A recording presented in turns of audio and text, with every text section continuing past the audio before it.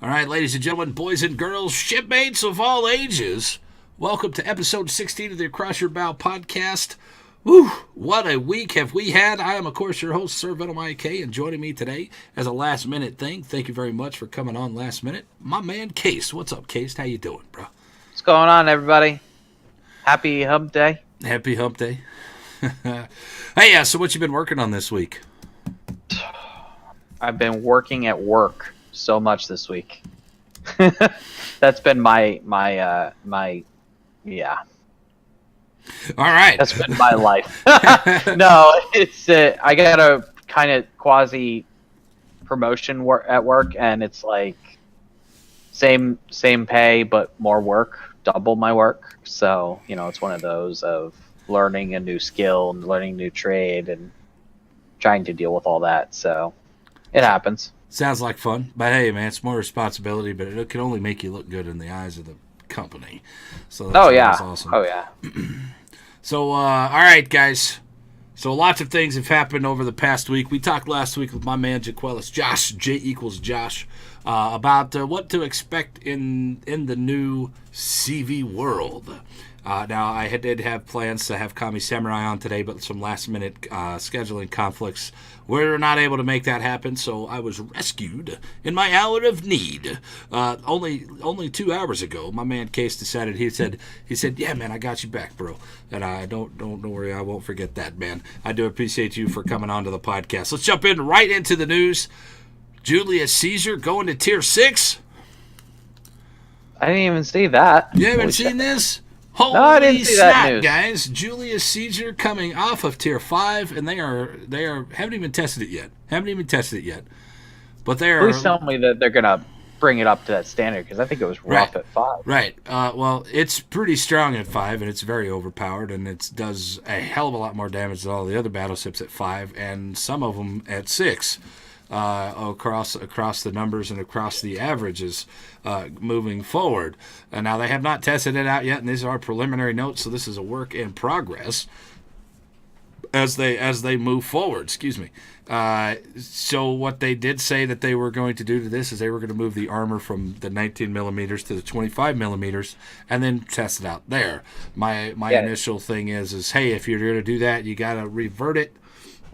You got to revert that back to the old dispersion, because when it first released, the dispersion on it was pretty solid, and now it's not as solid as it used to be. Man, oh man, do you think it can handle Tier 8s? Now, I don't know. I don't know your thoughts on the GC, man. No. I know I handle Tier 7s pretty well, but my lord, Tier 6. I don't think it could stand up to the 8. I really don't.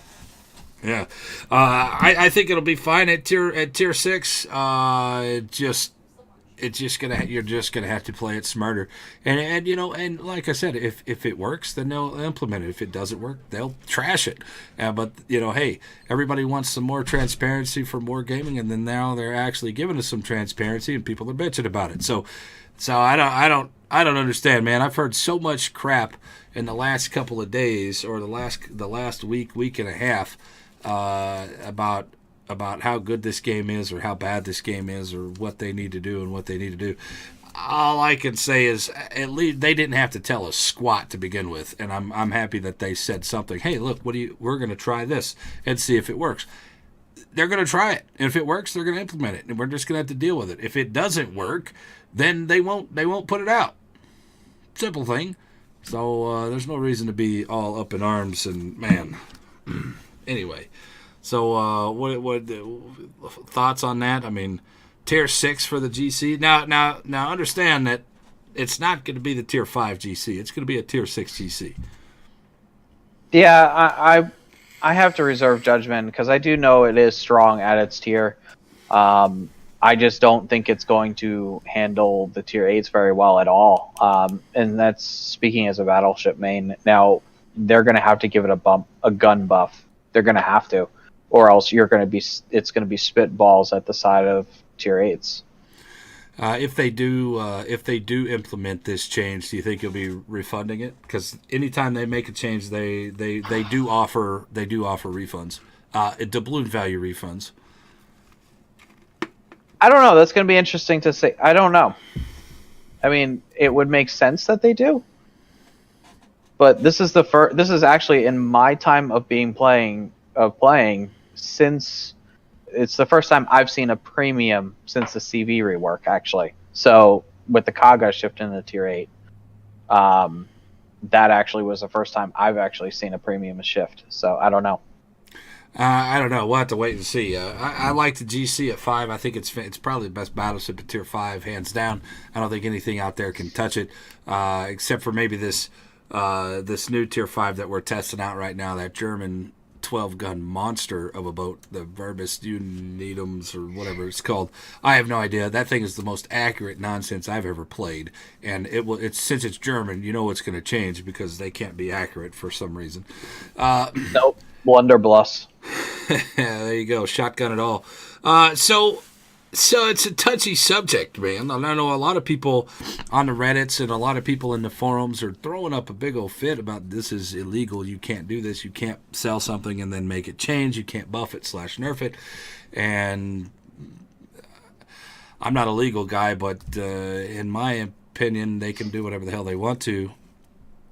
I'm sure it's in the TOS somewhere. Or it's written somewhere that they can. It's in the EU do what they want about digital things, and I know Wargaming has a massive legal team. So if anything, it'll come down to anything. It'll come down to legal, and has it Sub Octavian and all the community contributors. They have no control over it. We have no idea what's going on with legal, and I'm sure 90% of them won't want to talk about it. There's a handful that will, but.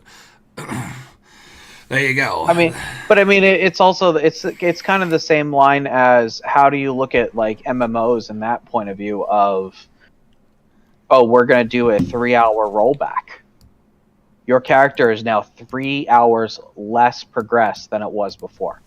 I know that MMOs do it all the time. Yeah, I know that. I know that's frustrating for people because I know you've gone and you get your nice purple gear or whatever the color is, the stupid epic loot gear, orange, and then they roll it back like 2 hours later, and you're just like, no, I can't do it. No. And then you get raged out, and then you never find the piece of gear again. So I totally understand where people are coming from.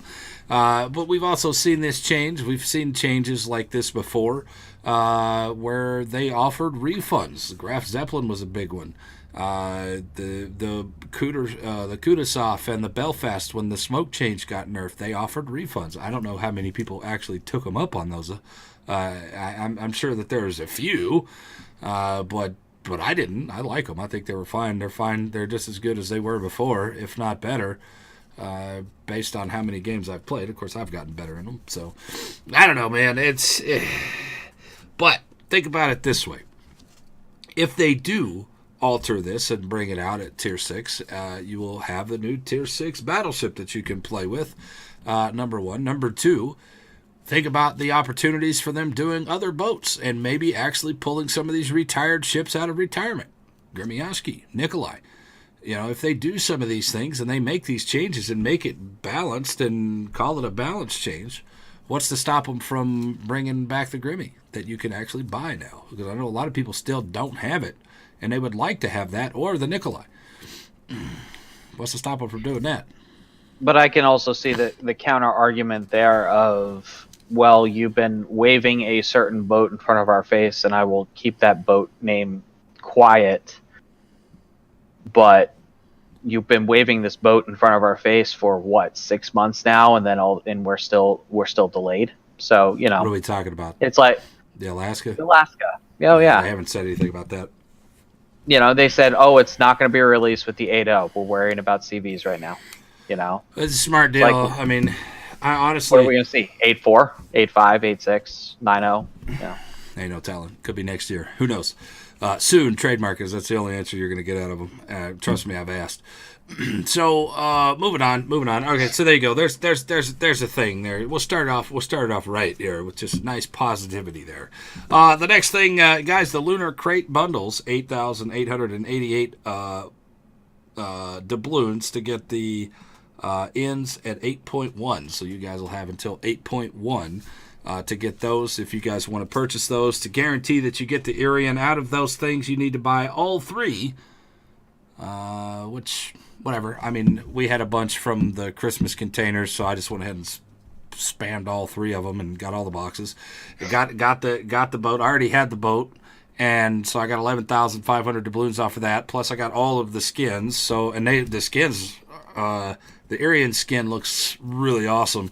It looks like damn Forbidden City there in China, with the little pagodas and stuff on top. It looks really cool. And then I actually got mine in the second set, and I didn't buy the third set. But now that I'm thinking about this, you can make some doubloons by still buying that third set.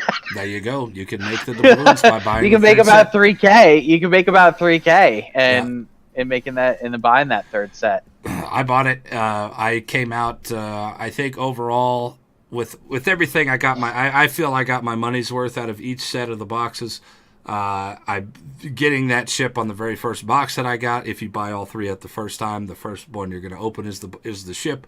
If you already have the ship, then you're going to get 11,500 doubloons. So that already paid for one and just a chunk of the second one. I ended up getting the Lo Yang camo. That looks amazing, by the way. If you guys have not seen it, that Lo Yang camo is spot on. Really props to the guys that are doing the modeling there. And then the Anshan and the Wang He. We got all those camos. They're really good looking stuff. So if you guys you'll have until 8/1 before that goes away.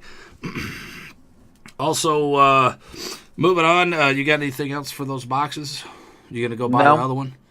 I'm probably going to buy the other one. Buy the other one, man, and open it up. We'll see what happens. British CVs. There's a new mission, just like we're having this lunar event right now. The next one will be the British CV event. You will have a chance to get the Edinburgh, the Hood, the Duke, and the Vanguard out of these boxes. There's missions here that you can get crowns from and Florians out of the containers. Those containers also contain the Naval Aviation Collection, 16 items. You get different color schemes. You know how the Japanese have the green and the blue. I don't know what color these are going to be, but you'll have options on all of the British ships after you collect this entire thing, plus a premium camo for the Implacable whenever the Implacable comes out. So not sure when that is coming. So look forward to that. That'll be coming up soon. Also, the last little bit of news I have here is the 8.1 PTR starts tomorrow on the February the 7th at 8:30 in the morning at Pacific time, and ends on February the 11th at 7:30 a.m. Pacific time. So you'll have Venom. You missed the most important part of that entire 8.1 news flash. What's that?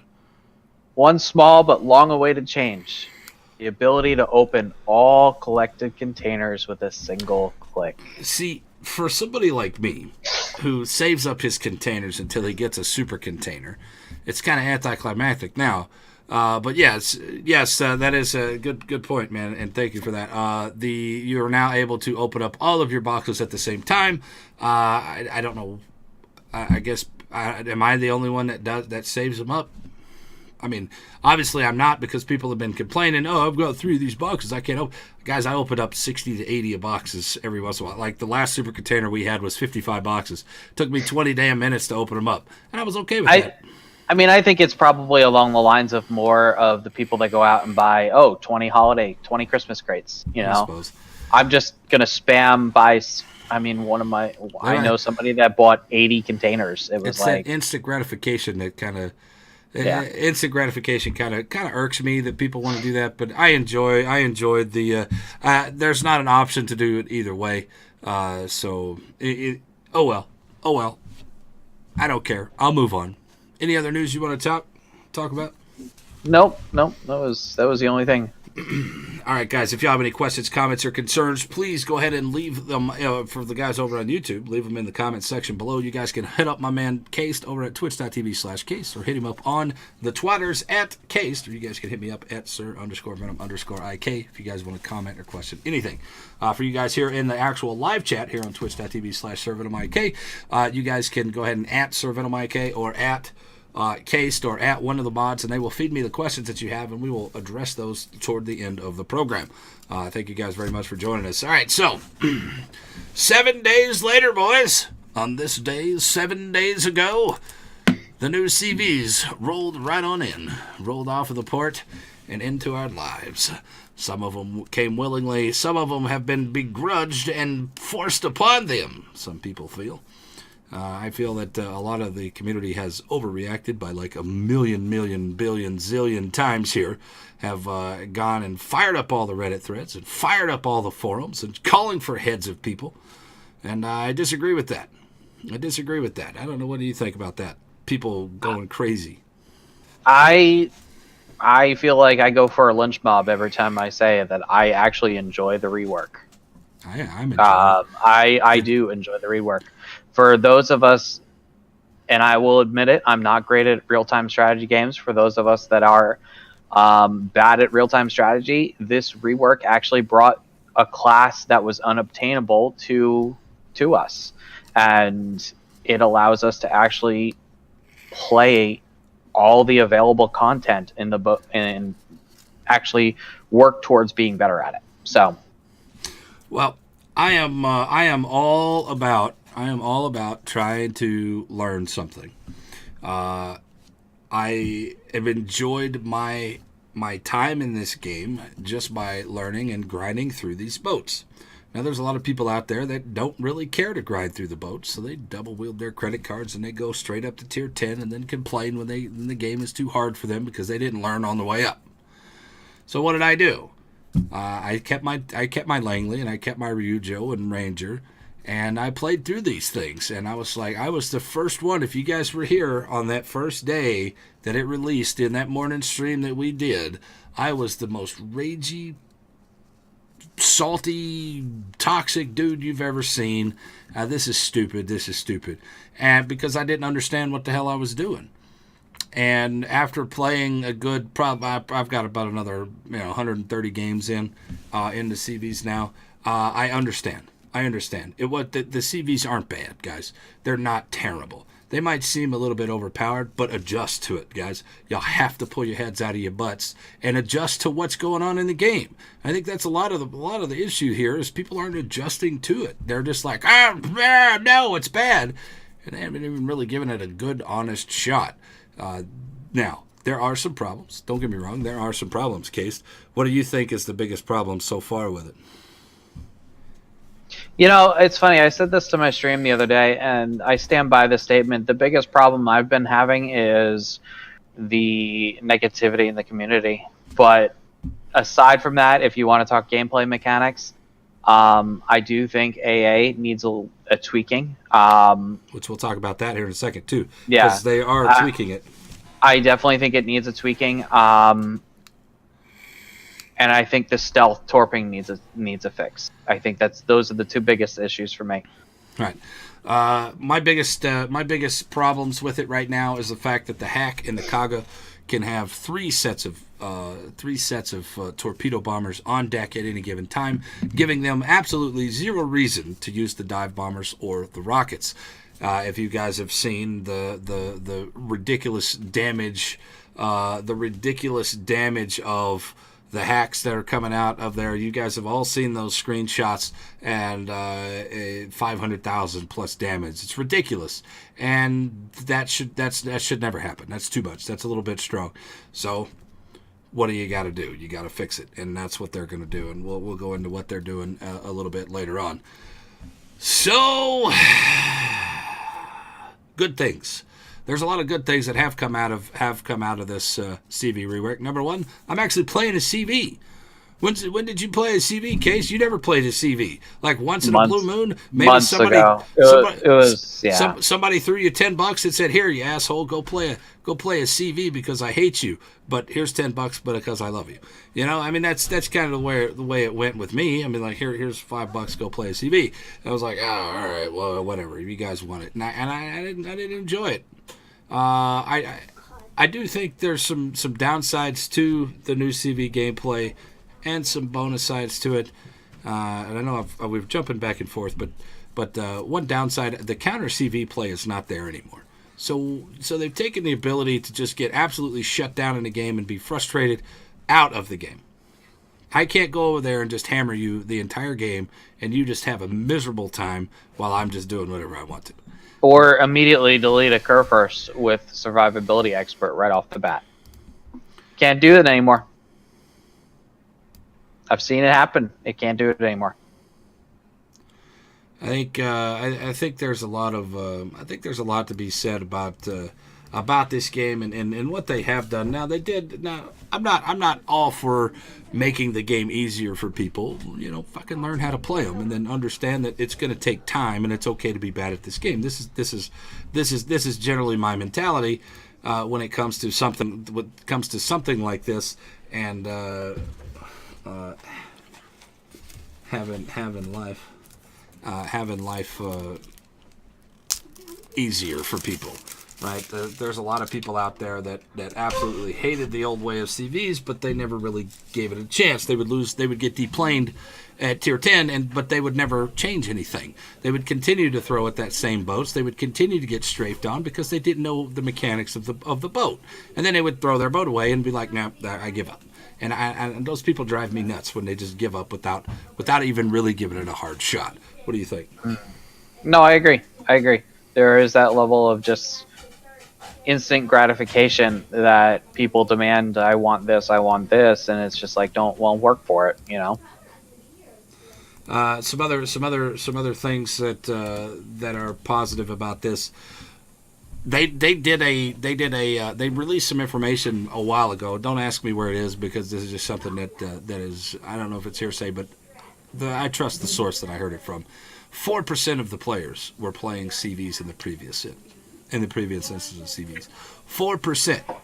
So let's get people. This is good content. These are good boats. These are things to people to grind. Let's give them an opportunity to play these things. So let's make it a little bit easier for these people to get into. They are very approachable. They are very easy to pick up. Some tweaks definitely need to be made, and we'll talk about some more of those here in a second. But I'm playing them more now. I have played pretty much nothing but CVs. I have a handful of games now out of them, just so I can learn and not be a detriment to my team. How much have you played them? Not as much. It's more along the lines of I've still got that mentality that I'm trying to break myself of, that I want to play CVs, but I'm like, I go to click on a CV, and I'm like, wait a minute, that's right. I have to keep reminding myself, this is reworked. I've got to go, I got to jump back into it. This isn't the same mentality that I have. So for me, it's a mental block. A mental block, yo, let me tell you something, man. I don't know how many, like I said, I don't know how many people were here during that first day. I played nothing but CVs that first day on my morning show and just beat my head up against the wall trying to make these things work for me, bitching and moaning. But after those games, I the next day or that evening on the evening show was so much easier. I started to understand the mechanics of these games, and the hardest mechanic I believe to figure out is those dive bombers, man. Where do you need to go? The dive bombers, they're number one, they're not intuitive at all. Number two, the camera on them is terrible. I think that honestly, if they want to fix that camera and make it a little bit easier for people to understand what they got going on, they need to move that camera back just a smidge. Once you start that dive, they need to move the camera back, because there's sometimes where you go up in like this and all you can see is planes, and you can't see your reticule anywhere. So how are you supposed to adjust and go anywhere when you can't see anything? So I think that camera needs to pull back to where at least you can see where you're dropping your bombs on. If at minimum, that's the minimum thing that they need to do. On the other side of that, the bombs are good. They do some work. I've had double and triple citadels off of those AP bombers from the Ryujo and the Shokaku, and they're not. Will I teeter the edge of the world here and say it's fun? Have you enjoyed? Careful, you might have people with pitchforks at your door if you say that. God, I hope not. I know. There's enough pitchforks out there, man. I know there's a lot. Of pitchforks out there. I tweeted it out the other day. I was like, I have to stay off Reddit. I have to. I can't go back on there I can't go on because Reddit, man. it's all these people talking about this problem and this problem, this or this and this and this. And the biggest issue that I see is nobody is offering any concrete, hard evidence to support their claims, to support why their opinion should be It's a knee-jerk whatever. reaction. 90% of the people out there on Reddit, now there's some out there that are trying to be the shining light in this sea of garbage that we got going on. And there's really no answer to it all. There's really no one answer to answer everything. There's no sweeping change that can be made to appease everybody. So people are just going to be butthurt. And if they be butthurt, then fine. That's your problem, not mine. I'm going to enjoy this stuff, and I'm going to move forward. I do want to say that the community here in our channels, on my channel, your channel, some of the community members, and we love them to death, are just not getting it. They're just not with it, and to them, I respect their opinion, but they need to go ahead and keep working on it, because eventually you'll see where it's actually good, and it was good for the game for them to make this change. I'm playing a CV. There you go. I mean, I never played. I think before today, I had maybe 50 games in a CV over the course of 2 years, and I've played over 100 games in the last week in CVs. That's a lot of games, man. Or maybe not that much, but you get the picture. I've played a lot more. Yeah. So that is good, and people are playing the game. So what can we do? All the bad things we've said a lot of bad things. AA is not good enough. Torpedo spam is ridiculous. The DD spotting is outrageous right now. You just cannot be a DD in the higher tiers. Tier 4s I've seen 7 3-person game, 3 CV games at tier 4, which is a little much. I think 2 there and then 1 the rest of the way up I'm okay with. Maybe 2 at tier 6, but tier 8 and 10 need to be 1s, and they need to stay at 1s. And not only that, if you're at tier 10, you're fine. If you're at tier 8 and you're in a tier 10 game, it sucks balls. You have a very hard time getting in and getting any kind of damage or getting any kind of drops on it, tier 10 AA. And same thing with tier 8. If you're at tier 8 and you're in your top tier, you do pretty good. If you're at tier 6, fuck yeah, you're doing great at tier 6. But if you're in a tier 8 game in that tier 6 CV, you're sucking ass. And tier 4 is protected, so you're really not gonna have any problems at tier 6 there. So man, wow, Caist, did you ever imagine double CV games in tier 10? No, but I can see why they're like that, but I also do acknowledge the fact that Wargaming has acknowledged the fact that they don't want multiple CVs in a tier 10 match, and they are correcting that. They have acknowledged that, and they have said that they are going to get rid of multiple tier 10 CVs in a tier 10 match. All right. So we will not see that anymore. So I got to ask you a question. Is it as bad as you thought it was going to be? From my personal opinion, no. I thought it was going to be worse, honestly. I went into this, and I think I even said it at the beginning of my stream on patch night, saying I'm not going into this expecting an apocalypse. I'm not expecting this CV apocalypse that everybody keeps calling or keeps saying. And I was right. In my opinion, I don't see this CV apocalypse that everybody keeps complaining about. And am I right? Am I wrong? I don't know. It's my opinion. And I don't think much is going to change about that. No, I mean I don't think a lot of people out there, and there was some community contributors themselves, and there was some other streamers that aren't community contributors and YouTubers and Reddit threader people and Twitters that are just absolutely threw up the fucking signs. It's the end of the world, people. That's it. Just uninstall the game. You're never going to want to play this thing again when these things hit. Man, those people just people are still playing the game, man. You guys just look like fools. And number one. Number two, you're fear-mongering things to what end? to rile up 2 weeks of nonsense. I mean, like, it doesn't even matter if you're upset about it. It's going to shift, and people are going to be happy. People aren't going to be happy. I'm pretty happy with it, but, you know. Honestly, I've gotten to the point lately where I hear people complaining about it, and I'm like, fine, stop playing the game. I don't care anymore. Just stop playing the game, because you're just going to sit there and complain about it nonstop. But and the only solution you give us is roll it back. Yeah, well, that's not a solution anymore. It is done. It is over. They're not rolling back to RTS style. Well, it is going forward. What people don't remember is that CVs were shit. CVs were terrible in the previous instance, and the reason that people want them back is because nobody ever played them. Yeah. If people want to make them change, play the old power boat all the time. Literally, play the overpowered boat as much as you possibly can, because when the boat gets too popular, what do?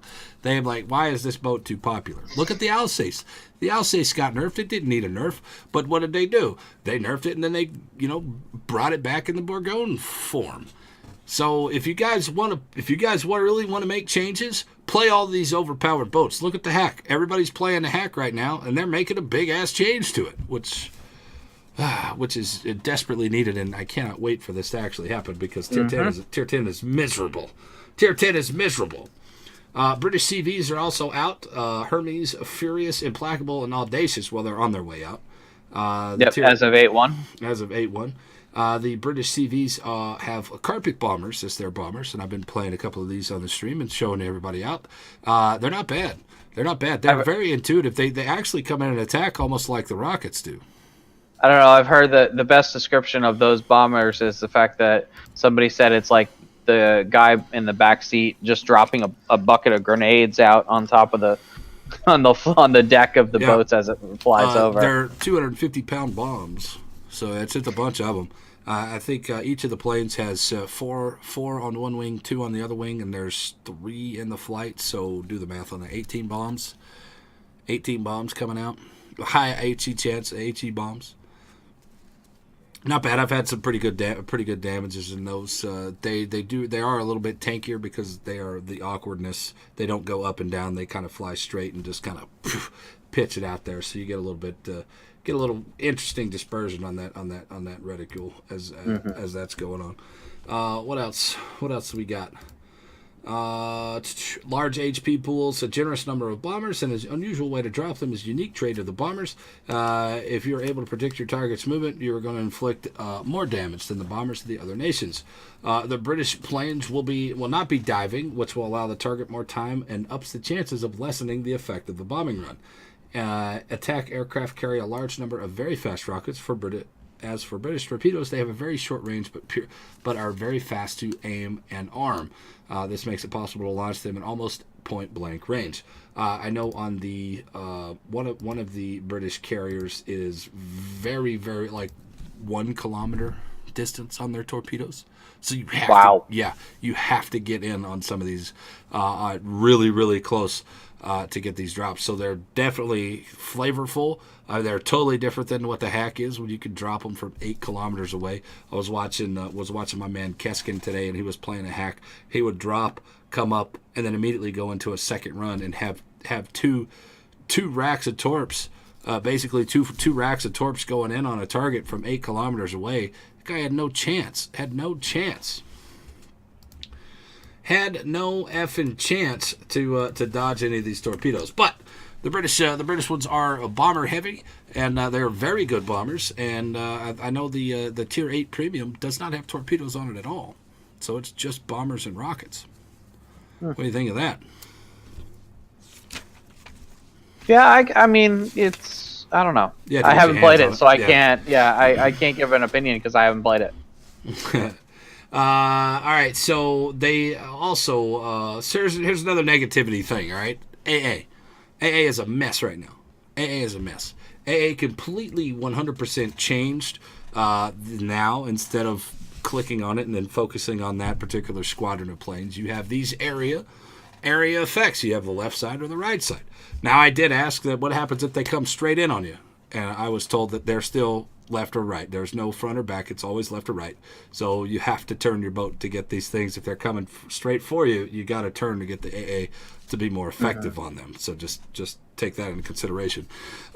Is it something that they're going to address, or is that something that they're going? It's just the way it is. What the straight on? Yeah. No, that's just the way it is. That's what I was told. Every day if somebody has a question that they want me to pose to the the devs or whatever, then I'll throw it out there, and that was their answer for it. And that was actually my questions because I wanted to know. So moving forward, AA is tied right now. Currently, AA is tied up into those flak bursts. The flak burst is 100% the damage that you're going to get. It's very inconsistent, and if a good CV player is playing, can dodge a lot of it, especially if you're inside islands and everything. If you guys did not know, if you play the islands with your planes, you get a vertical up and down, and you can dodge flak by playing these islands. So take that in consideration when you're making your attack run. But this is also going to change. They have already set plans in motion to make this take away the impact of flak and put it back more toward the constant damage that we're used to. How does that affect your scores? I don't know. I was going to ask Kami that today. Because I didn't get a chance to ask him earlier, and I should have. But that's no big deal. All right, so let me read this off to you, Case. What do you think of the AA right now? Before I go into what they said that they're going to do. It's funny. It depends on what boat I'm playing. If I'm sitting in my Montana, I feel like it's not strong enough. But if I'm playing my Langley, I'm like, this is too strong. So it seems to be I don't know. It depends on what boat I'm playing. Yeah. One of the things that I have seen out there is if you take boats like the Sims, if you look at the flak hit percentages, it's like 90 some odd percent, and that is where your good AA boats are. So when you go in there and you're looking at your AA tooltip in your port, look and see where the short range is and what the long range is and what the medium range is, and then look at the flak hit percentages on each of those, and the higher the better, obviously. So there's some out there for 80% you do a lot of damage. There's some out there for 90 that you don't do a lot of damage. But there is guaranteed damage out there. So take that in consideration when you're setting up your boat. All right, so how it used to be in pre-8.0. This is going back 2 weeks ago. In brief, planes got shot down with a certain probability, depending on AA potential. And the planes, in fact, did not have effective individual hit points. At the same time, AA mounts did not have a minimum range. So AA generally grew a lot stronger the closer to the ship, and it caused two issues. Number one, probability-based and erratic plane destruction used to create too much RNG. That's this guy. Sometimes squadrons got wiped out in a moment, and sometimes AA seemed to have no effect at all. That's fair, because that's exactly the way it used to be. Yep. Fair enough. Lack of minimum firing range interrupted with creating proper AA support spec, so that ships could cover their allies properly, but would not be invulnerable at closer range. How it works now. Each plane has individual hit points, and if a plane dips into AA range, it will be damaged according to the respective AA strength, and the damage will be recorded, so it'll be easier to shoot down later, indicated by the green, red, and yellow, and red hit point bars. Each group of AA has a minimum range now: short, medium, and long range AA. One ship, they do not overlap, so once they get into 3.5, they're no longer affected by the 5.8 kilometer range. Does that make sense to you guys? It makes sense to me. Here's for an example. Let's look at the Baltimore AA. This is an example that's on the Reddit, and I will, or not the Reddit, but the dev blog, and I will post this into the chat, and I'll have a link in the description below so you guys can read it for yourself over on the YouTubes. For example, let's look at the Baltimore AA. Close range is 1.5. Medium is 1.5 to 3.5. And the long covers from 3.5 to 5.8. So you are subject to that 5.8. From 5.8 to 3.5, you're subject to that long range AA. Then the medium is 3.5 to 1.5, and then 1.5 to 0 is all on that low AA.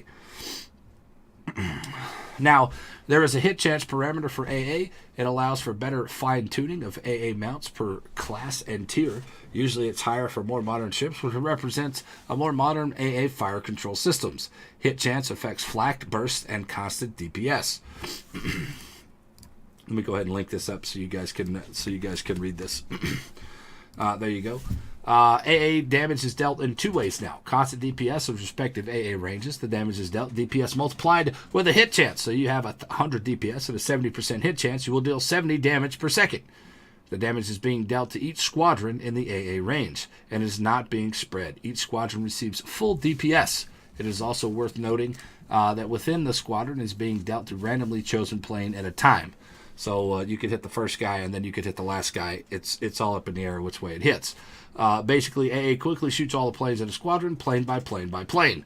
This is why some of your planes are getting damaged a bit earlier and some are a bit later in the constant DPS area.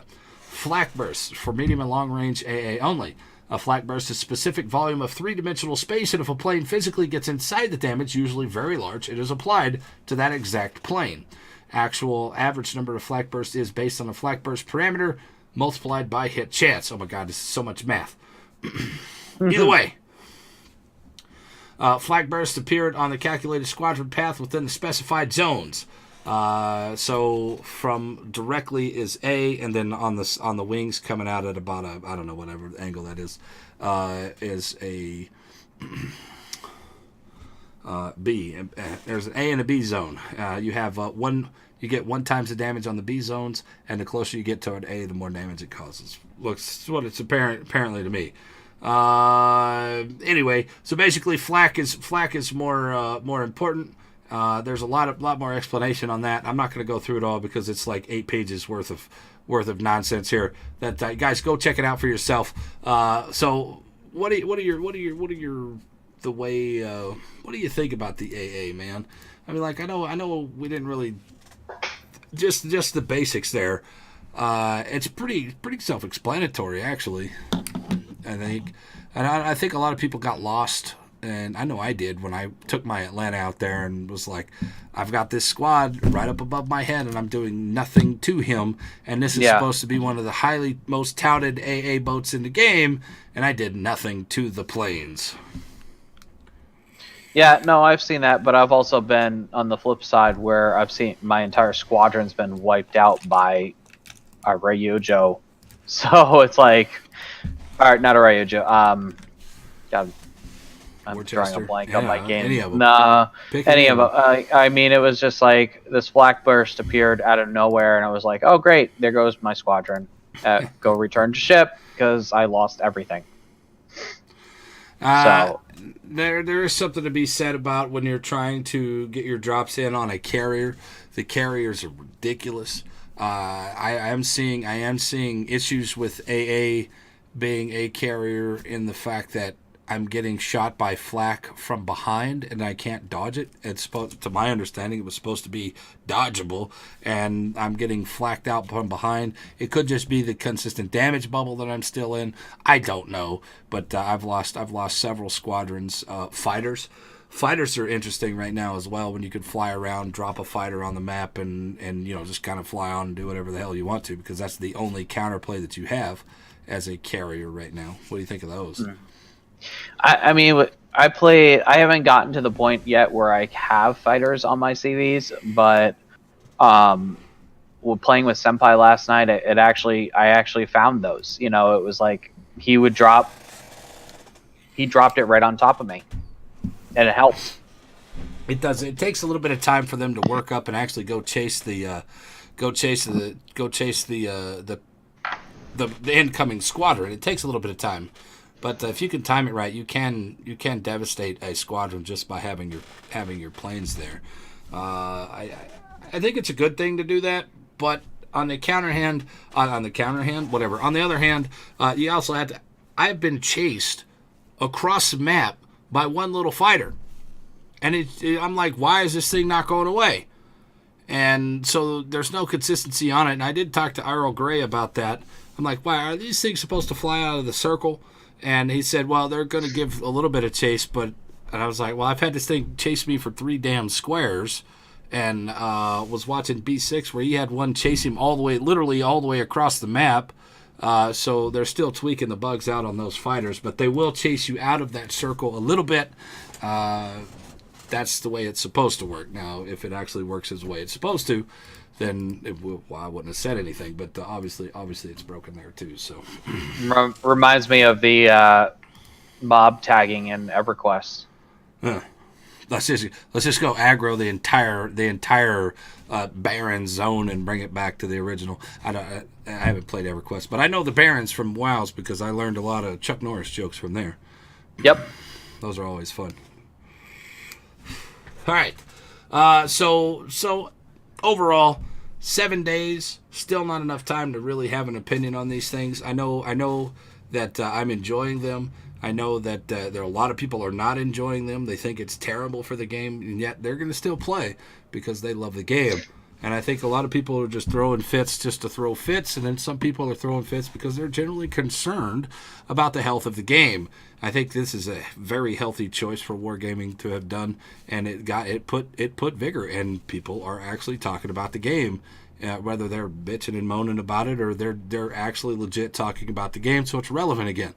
Which is I've always seen it. If you guys have seen over the past couple of months, with average since those Twitch drops have come back, the population of the Twitch community has grown like massively. I remember not even 6 months ago, I would look on the board and there was maybe 2 or 3 people that had 75 people or more, and the rest of them were sitting at 20 and 30. Now I look on the board and there's people, there's like 4 or 5 people or 10 people with 100 plus. So the community is growing. The community is growing, and I think it's.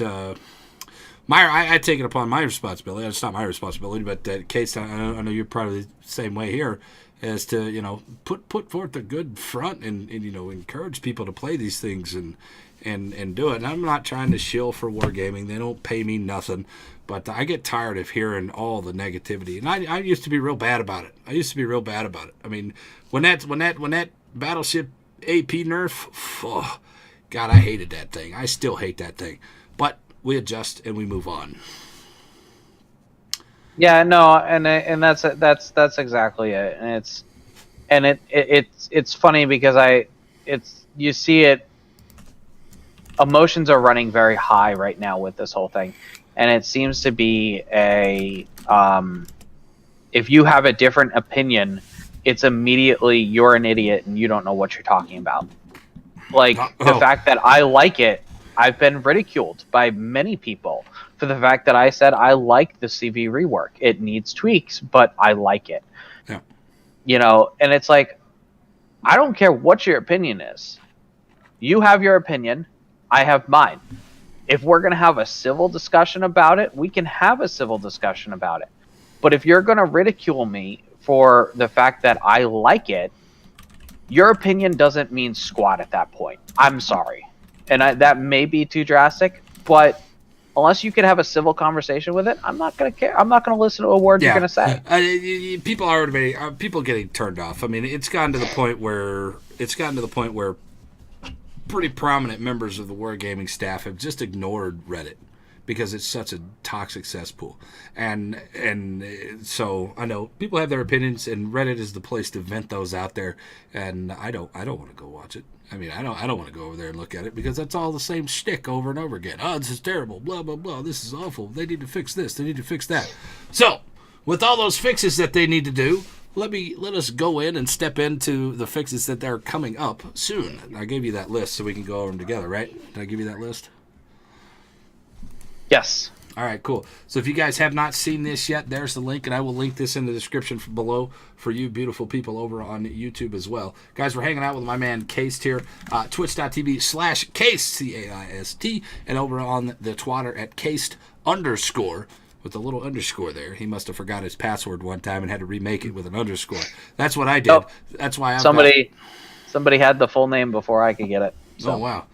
So either way, here we go. Updates for 8.0.1. Now, I'm not sure when these are supposed to go live. I think there are Downtime starts at 2 o'clock in the morning here, so they're coming tomorrow. These will be on the February the 7th, because today is February the 6th. They come at 2 o'clock in the morning. Change log. To reduce the... Now, I'm going to read most of this stuff. I did not get a chance to read it before the podcast, because this literally released like half an hour ago. Well, just about half an hour before I started the show. 8.1. To reduce the attacking and spotting potential of attack aircraft against destroyers in high-tier battles, the number of aircraft in the squadron was changed to 9 and the attack group to 3. The changes affecting the aircraft carriers at Lexington, Shokaku, Midway, and Hack. So the DD lives are going to get a little bit easier, which, you know what, and I'm not much for giving the DDs anything, because they've been buffed and buffed and buffed and buffed. Quality of life changes for them, so they can just suck it up for a little bit before they change. But it is pretty bad. The DD spotting is terrible, and it's atrocious right now. So this will go a long way to help them survive a little bit more. And actually, maybe we'll actually have some DDs. I had 6 or 7 games over the past couple of days that had no DDs, and these are tier 10 games. No DDs. Made the battleships happy, though, because there was a lot of cruisers. Increase the height which returning aircraft will need to reach in order to become invulnerable to the AA fire. This will allow ships to fire longer on the returning aircraft and will help to counter the tactic which the player gives the order to return immediately after the first squadron group run. The F key by default. F spam. F abuse is what people have been calling it. F abuse has been pretty goddamn terrible. It's, you drop one, oh, man, there's a fighter, boom, and then I'm gone. Who cares? And I'm already back on you within 45 seconds. And I'm back on you, and I flooded you. I fired you the first time. Now I'm going to flood and permanent you. It's the F abuse. I'm glad that they're addressing it. You get down to that last, you make one drop, you do a turn, you make a second drop, you're down to like one aircraft, hit the F button. Oh my gosh, now you're probably going to lose that last aircraft. So instead of that, people are going to start hitting the F key a little bit earlier. So instead of maybe trying to get that second drop off, they'll drop once, fly around, see if they can. If they can, then they'll make that second drop. If not, they'll send them back. So that's the only difference. They're going to send them back a little bit earlier than they would. It doesn't really fix the issue. But it is a good starting point to fixing the issue. What do you think? Oh, I agree. The oh crap, he just popped defensive fire. I'm just gonna F back and go to a different ship or a different flight. It's like, okay. Yep. Exploiting a known bug. Yeah. Well. Yeah, I don't have any respect for 500,000 damage in the hack right now, because everybody's doing it and it's not special, and it's a bug in the game, and people are exploiting that bug. And when they do that, it really kind of loses its value. It loses its specialness. So I don't have any respect for it. Maneuvering among the AA explosions allows you to reduce the damage received from air defense, even while in the AA range of ships' more powerful AA defense. We redistributed the efficiency of the air defense between the constant damage taken and the puffs of damage from explosions. The efficiency was increased for the former and decreased for the latter, meaning the constant damage is going to be more prevalent than the flak bursts. This will keep the tactics of dodging explosions still effective, but will not allow planes to stay too long in the range of air defense without taking significant losses, especially when attacking a formation of ships. So your AA is going to be better. Your AA is going to be better, guys. So people can't dodge it anymore. It's undodgeable things. So you guys calm down about the AA, because they're addressing it tomorrow. That's how soon. Tomorrow. What do you think? Oh yeah, no, I think this should have come out last week, but that's just me. Changed several features of the Japanese torpedo bombers. Now, if during the preparation for the attack group maneuvers, your aim will not stabilize. The aiming cone stops narrowing. When maneuvering the attack during an attack run begins to widen in order to carry out an effective attack, you need to preemptively choose the line of attack and try not to make last-minute maneuvers.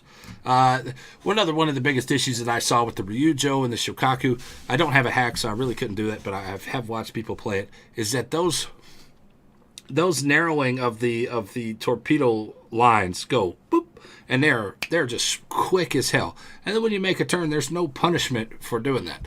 Now, if you're playing something like the Ranger, it takes ages for that thing to come together before you can get a nice good line on it. So you end up 90% of the time you end up dropping wider than your mom and missing 90. Only hitting maybe one torpedo out of that rack if you play it correctly.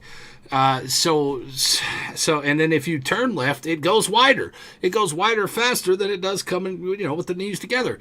It's crazy, and I still think that they need to adjust that for the U.S. carriers because they're all pretty slow to aim on their torpedoes. But making the Japanese carriers think about what they're doing other than just and there's really, it's pretty brain dead right now, so you don't really have to. There's a lot of room for error, and maybe they will maybe this will fix some of the room for error and give them more incentive to lose more planes. What do you think? Oh, I agree. Hopefully they are felt. You want to read the next one? No, go for it. You got it. Good. All right. So reduce the chance of flooding by approximately a third for the Japanese aerial torpedoes at Tier 6 and 8, and by half for the German Tier 8, which is the Graf Zeppelin, and then half for the German Tier 8 and the Japanese Tier 8. So that's pretty substantial. Japanese Tier 10. Yeah, Tier 10. Yeah, that's what I meant. Japanese Tier 10. So anyway, the Ryujo and the Shokaku are getting a third of the flooding chance that they used to have, and then the Graf Zeppelin and the Hakiru are going to get half of the flooding chance.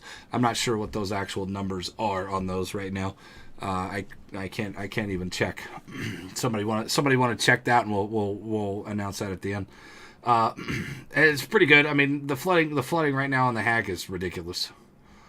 I know I've been playing the Graf Zeppelin today, and I didn't really see too many floods, honestly. There was a few, but it wasn't ridiculous like the hack was. But was it substantial?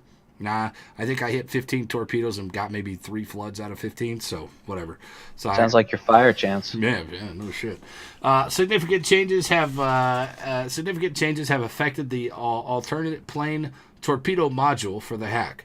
The attack run preparation is now longer and more difficult. The parameters of the aiming were changed so the angles of torpedoes spread were increased even when aiming at its most accurate. In addition, the speed of the aircraft when returning the aircraft is reduced, and the delay before the start of a new attack is increased. That's good. We have significantly changed the characteristics of the torpedoes, reduced the speed, increased the detection radius, and arming time. So now the hack drop 1, come up, drop 2, and then now you're finally in the AA bubble. Is gone. That's not going to happen anymore. You still have to pay attention to what's going on. You could still get some pretty long torps on them, but you're only going to get one set on them before you have to move and fly around and dodge some of these AAs to kind of take away those 500,000 damage games, because those were stupid. Yep. Totally agree with this change as well. To increase the effectiveness of the attacks, we added resistance to AA damage for bombers and the time readiness to attack when aiming indicator turns green. In this phase of attack, all bombers will receive 30% less damage. This will encourage people to go ahead and swap over. Will encourage you to swap over to something else. Now, the dive bombers are very effective, and if you can line it up pretty good, you can knock the ever-loving crap out of people, as we saw yesterday with my Kraken and my Shokaku.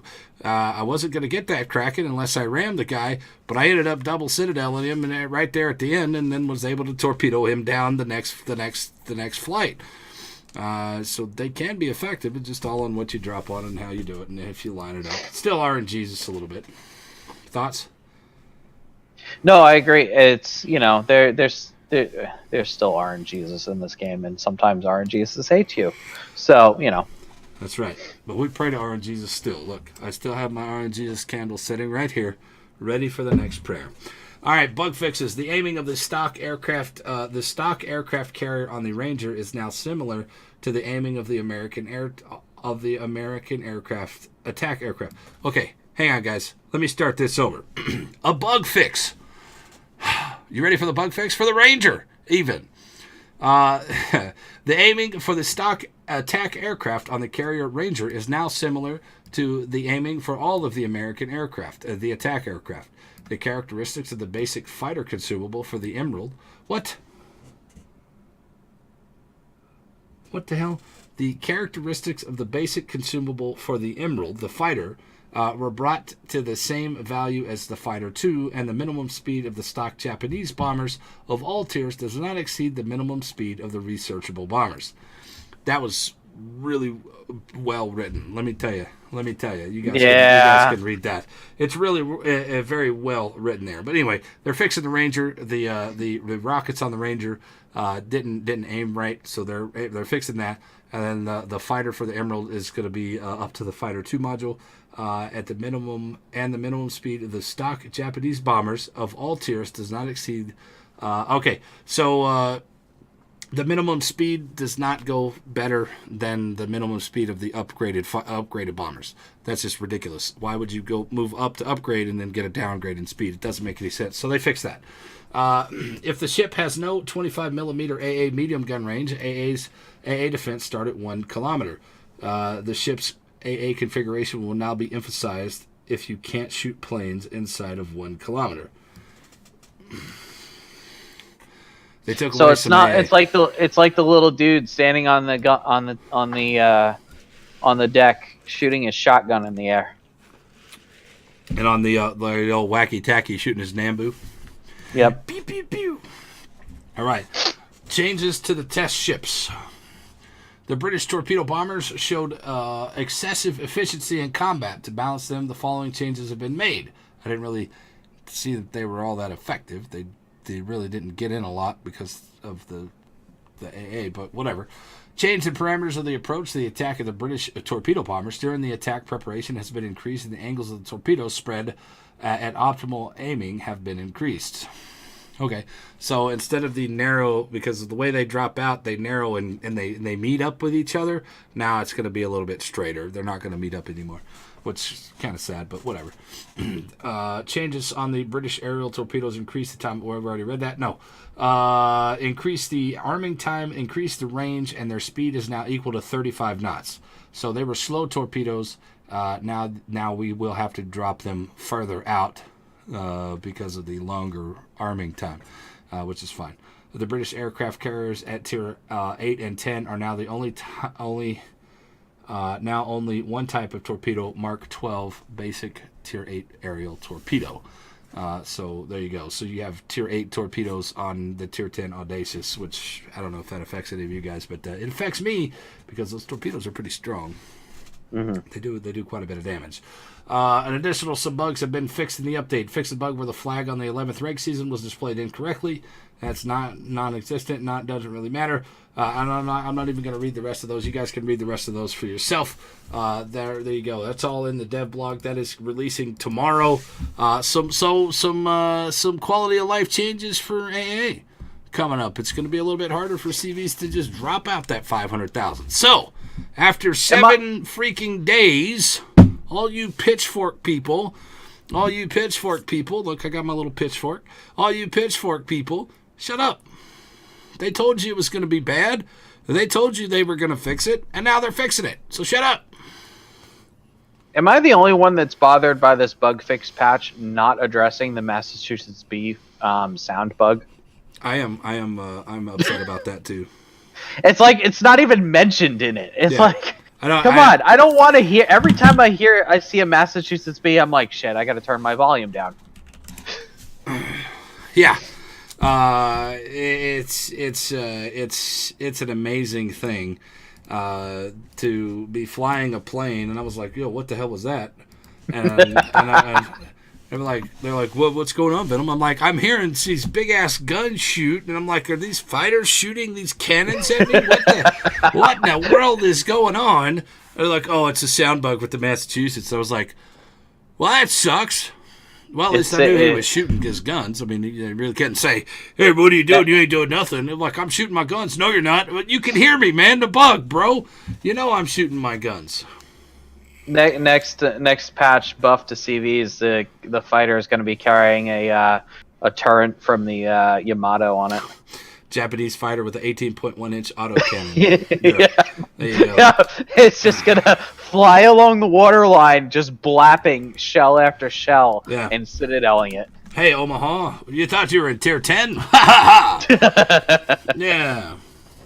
Sometimes I thought I was like, man, I'm not even in. I'm in a freaking DD. Why do my guns sound like this? Because I would line up and I would shoot at the same time as that guy. Apparently, that guy was shooting at the same time as I was, and I'd be like, well, these guns sound amazing. And it's like 120 milliliters. Yeah, 120 millimeter guns. I'm like, yeah, that's it. Not supposed to sound like that. Those are Daka Dakas. Knock-a-boom. Yeah. I still think that there's a place in this game for a Shimakaze with a big 18-inch gun that fires every 25 seconds. That's right. I can see it. Yo, you need an engine boost? Just turn your gun the other way and hit the button, and it'll shoot you 40 knots ahead. Another square. That'd be cool. But I'm also still of the opinion that they should give the Tirpitz and the Bismarck smoke. And the only way you can use that smoke is if you are hugged up against an island. That's it. God dang it, man. That's a terrible idea. That's a terrible idea. It would appease the historical people out there that want the game to be more historically accurate.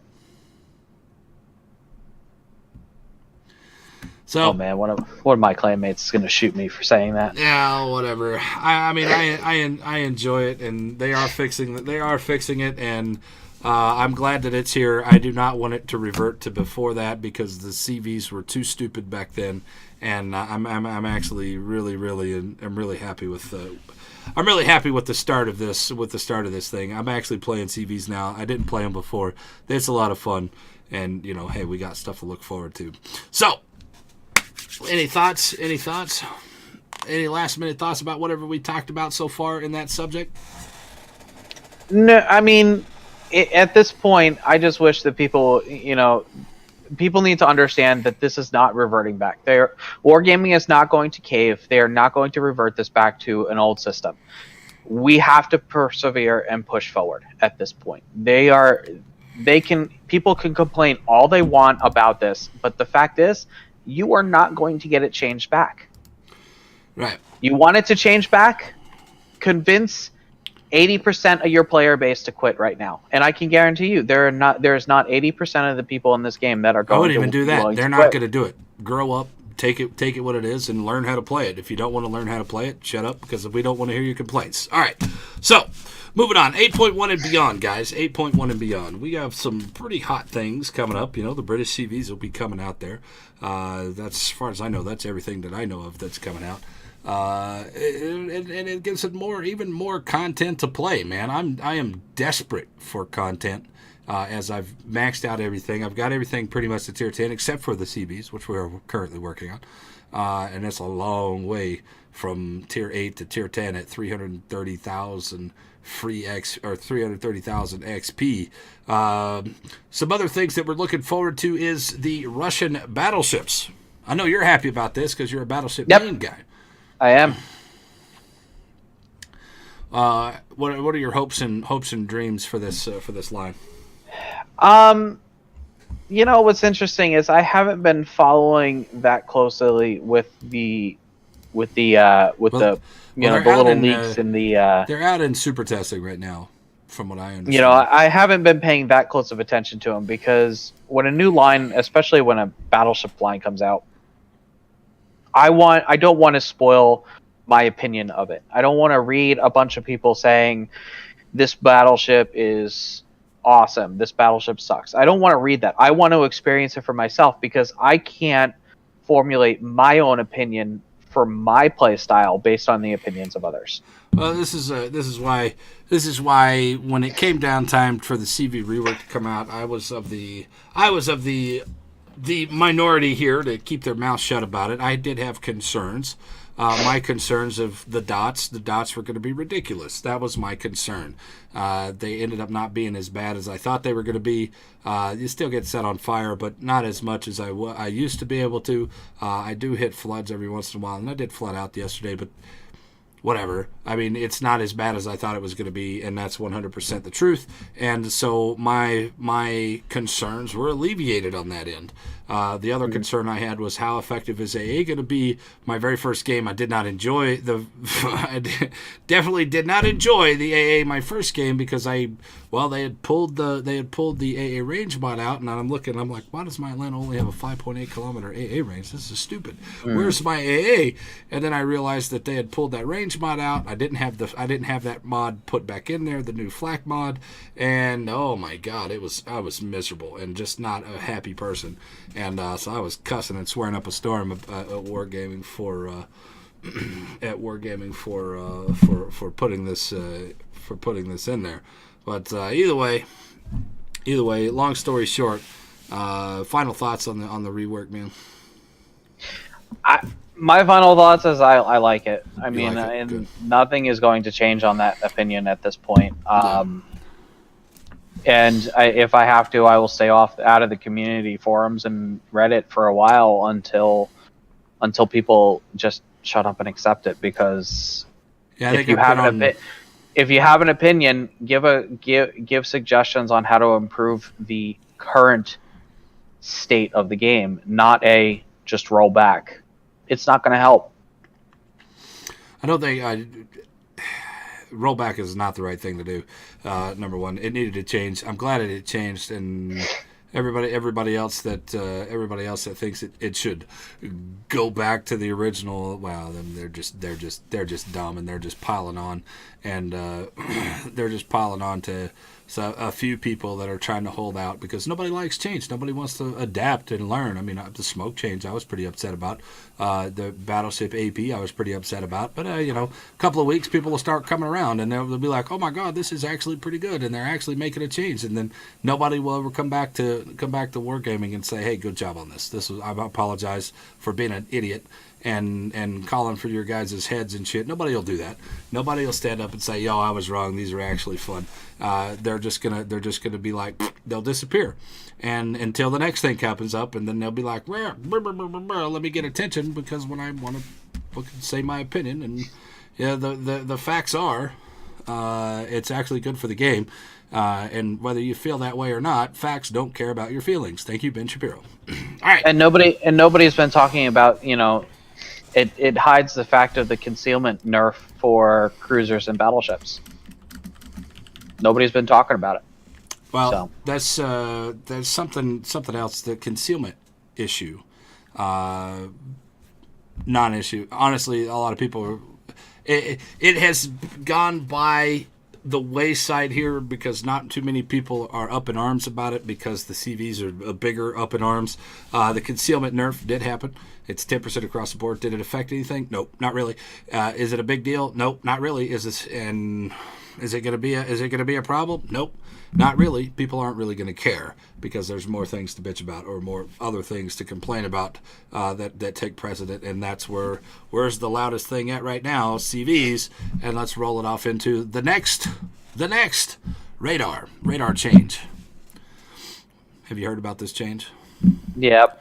All right, so they said that in the initial first 6 seconds of radar, the radar boat will be able to spot and take action on the guy sitting in the radar range. That DD will be able to leave that 6 kilometer, or leave that range, and then turn around and come back and still be protected by another 6 seconds. Did you hear about that? That I did not hear. Absolutely. They said that if you're initially hit on a radar at the very edge, and you will not be spotted for 6 seconds, you will show up on the mini map for the rest of the team, and then you can turn around in those 6 seconds, roll out of that radar, come back into it, and you will get another 6 seconds of immunity. of non-vision for the rest of the team. Obviously, for the guy on radar, you still get spotted. You get spotted 100%. What do you think of that? I can see it being exploited more than the F key. So to counteract some of this stuff, the 6-second delay, they have extended the ranges to a set range, 10 kilometers for Americans up to the higher tiers, and then I believe 12 kilometers for the Russians, and smattering of other things. And they've extended the times on some of these things. You'll have to look it up for yourself, because honestly, I don't really know every one of them. They did extend it to kind of not just nerf it into the ground to where it's not effective, but still keep it to where it is kind of effective and useful to counter these destroyers. But that guy sitting at 18 kilometers is not going to get the benefit and reward of being able to fire on this DD, whether he hits him or not. The DDs do need a little bit of help in this area, and that's one thing that I've always said, that the DDs have the radar goes too far and lasts too long. So what did they do? They nerfed it, and then they really didn't nerf it at all. It's kind of a I don't know. The DDs are going to get a little bit of grace period, and that's okay.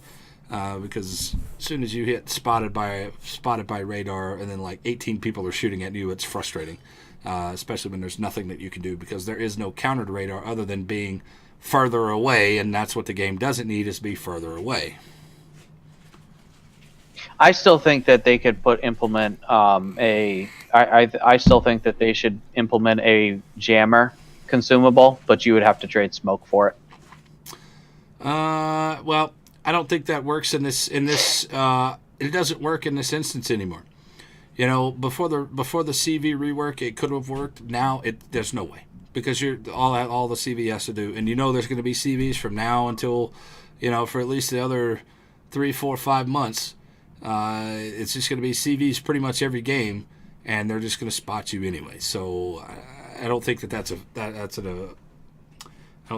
something that would be effective anymore. What are you guys' thoughts? What are you guys' thoughts out there? Let me know. Guys, we're hanging out with my man, Caist, twitch.tv/Caist. Hit him up over on his Twitter, at Caist and an _. You guys can hit me up on my Twitter right there, at Sir_Venom_IK. If you guys are here in the chat or over on the YouTube, guys, if y'all are on the YouTube, leave comments, questions, concerns below in the section below. And if you guys are here on Twitch, at SirVenomIK or at Caist, and we will get your questions coming up here in just a little bit. Now they did say that they were out there looking for alternatives to the radar to try to balance it out, because it is really strong. Let's be fair, Case. Me and you, let's be real right now, bro. It's too strong. Yeah.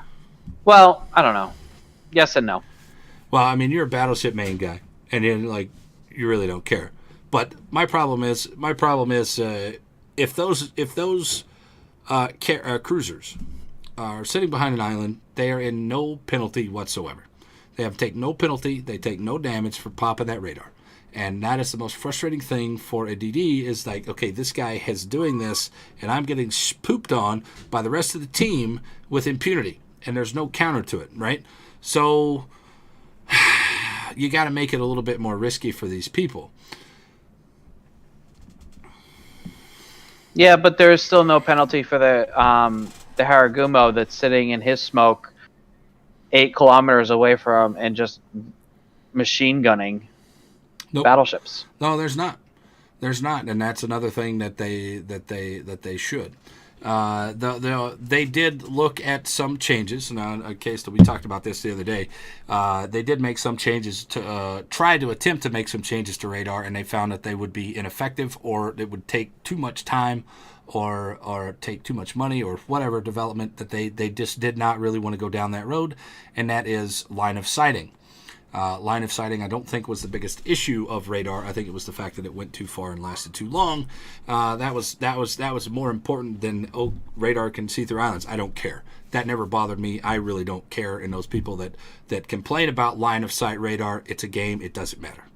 It does not matter. That is not the most important problem. So they nixed it. They said that that's not going to happen.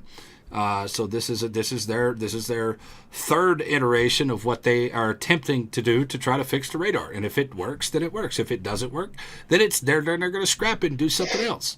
Whether you feel that it works or not, if the numbers say that it works, then hey, you know what? They're going to do it regardless of what you feel.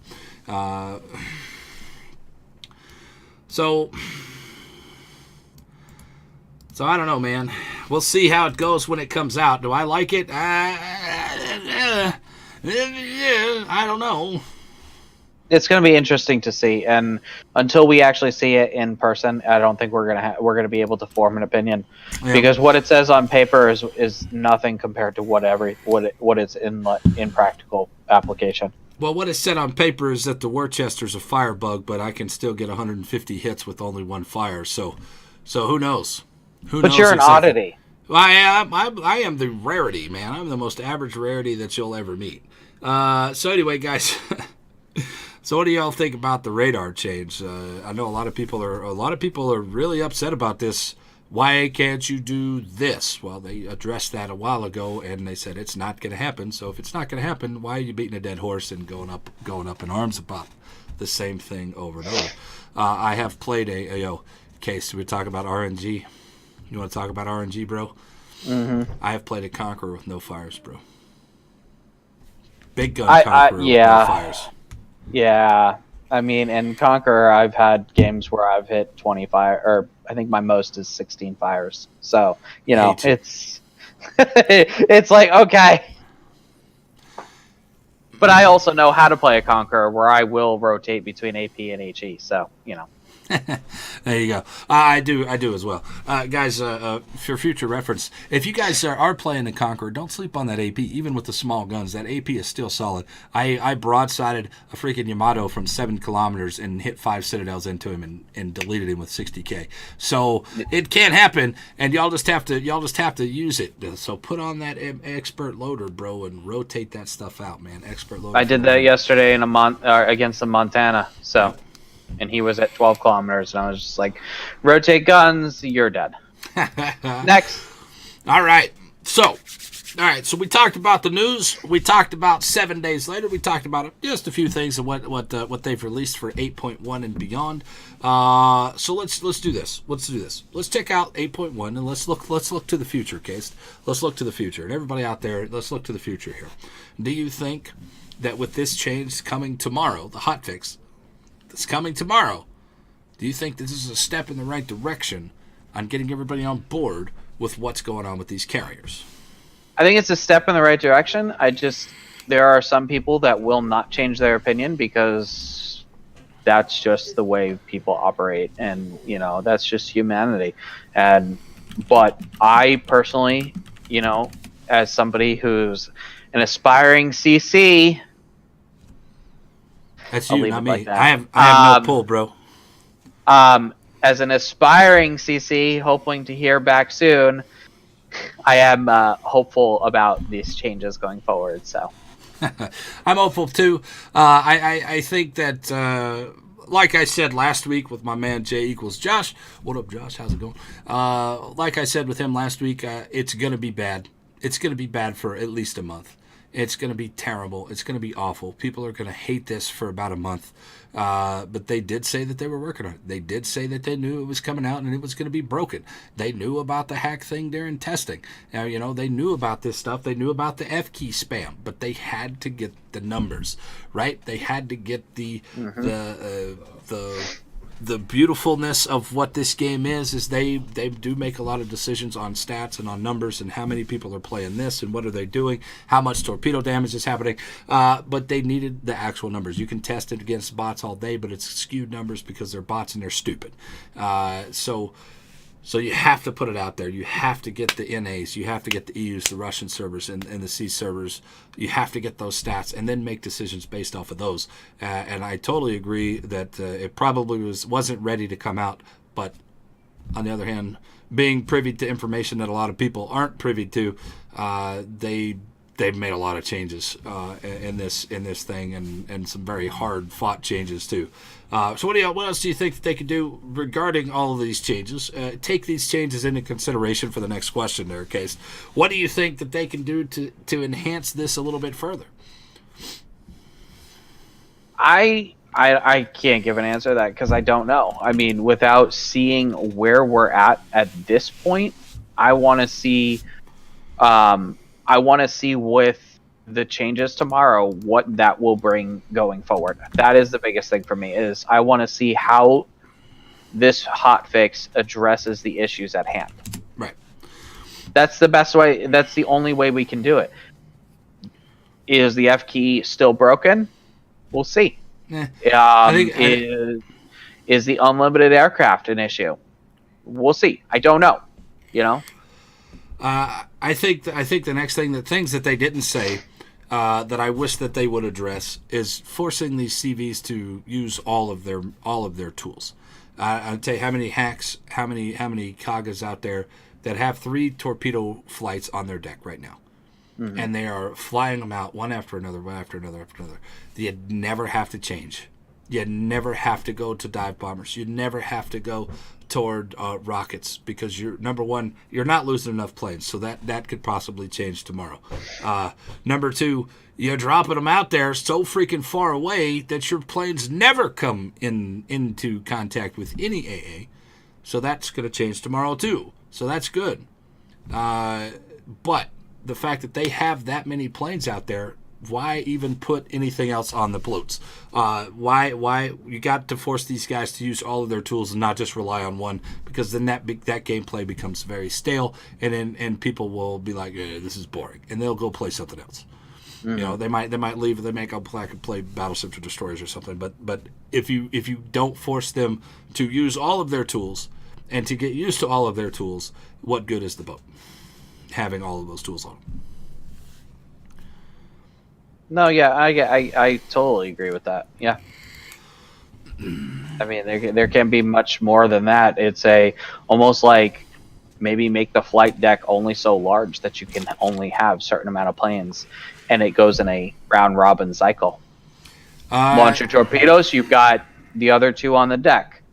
I see that being abused. Unless you put it on a timer down, a cooldown, I see that being abused as well because you just put it out there, hit F, and then not ever use them. So yeah, I could see. Yeah. So I mean, unless you put it on some kind of cooldown where you have a minute now before you can do anything, so we might as well go on and fly them out there. I don't know. There's too many torps on a deck. That's all I can say. And until they address that, I don't think it's. I think the problems are going to continue because these people are not using the rest of their planes. So the Kagas and the hacks and they have no reason to, and they have no reason to right now. So hopefully with this AA change, some of these planes get shot down, and so they have to run through those things. I know. I was watching Ashley today, and she went 10 minutes before she had to use anything else. When she was playing, I don't know what she was playing. She was playing a Japanese carrier, so. Who knows? Who knows what happens?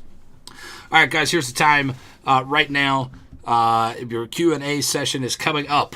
Go ahead and put your questions, comments, or concerns into the chat here at Sir_Venom_IK, or no, I'm sorry, at Sir Venom, or at my man Caist, or at one of the mods, and they will get them over to us, and we will answer those questions coming up here in just a minute. All right, boys. Anything else you want to talk about today, brother?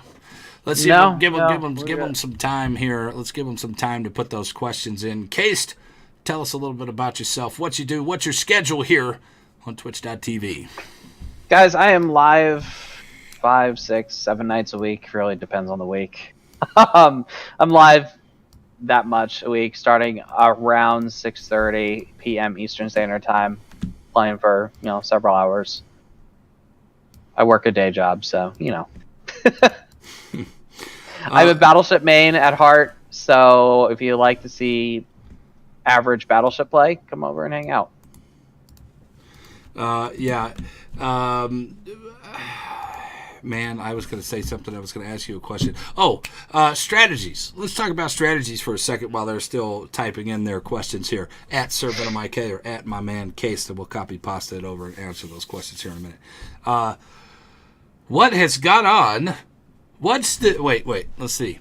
What's the deal with the death balls lately? Have you seen these things? God.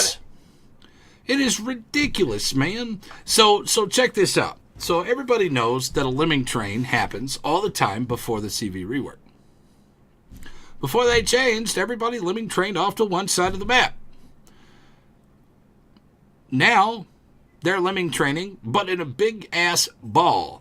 I have never seen more non-wanting to go into a cap, non-wanting to play a cap. I have lost more games because people do not want to play the damn objectives. This is frustrating to me. What about you? I know it's frustrating to you. Yep. I know it's frustrating for this whole week, I've had sub 50% win rates, and it's not due to the CVs. I can tell you that for sure. It's not due to the CVs on the team. It's because of the lack of team play. I don't find it as a team. I don't find lemming trains as a team play. It really is not, because you don't have the DDs out there spotting. You don't have the battleships tanking. You don't have the cruisers shooting the DDs. Everybody is just on their own doing whatever the heck they want, and lemming trains are not team play. I don't care what people say. It's not a team play. I know. I saw some comments earlier today on Ashley's channel, and I was Senpai's channel earlier as well, and they were talking about, the team play is great right now, and I'm like, what are you talking about? The team play is atrocious. There is no team play. They're all just standing in a little cuddle puddle, to use a swole word. We're standing in a cuddle puddle just because they're so scared of what the CVs are going to do. Now, Case, you've played a few of these CVs, haven't you? Just a Langley. All right, so you played the Langley. I honestly don't feel at Tier 6 or Tier 8 that I can really control a game as a CV. I do not have control of the game in a CV that I can dominate a guy, but it's going to take me 4 or 5 flights of things to try to actually kill this guy, unless I get lucky with some RNGesus, which I don't, boys. Unless I get lucky, that guy runs right up on you. And, my lord, I had to drop 7 times in a Tier 4 carrier on a Julius Caesar just to get him down to half-life. And I'm hitting him I'm hitting him with a torpedo every time. I'm hitting him with bombers. I'm setting him on fire. He's repairs. And then the next time I come around, he doesn't flood. So I really don't feel like the carriers at Tier 6 and Tier 4 are all that OP. They're not strong. They get a little bit stronger at Tier 8. They really still can't carry a game. They don't have the carrier potential until you get to Tier 10. And even then, it's just a meme. And it'll change. So I don't really feel like a lot of the outrage is warranted from a lot of the community.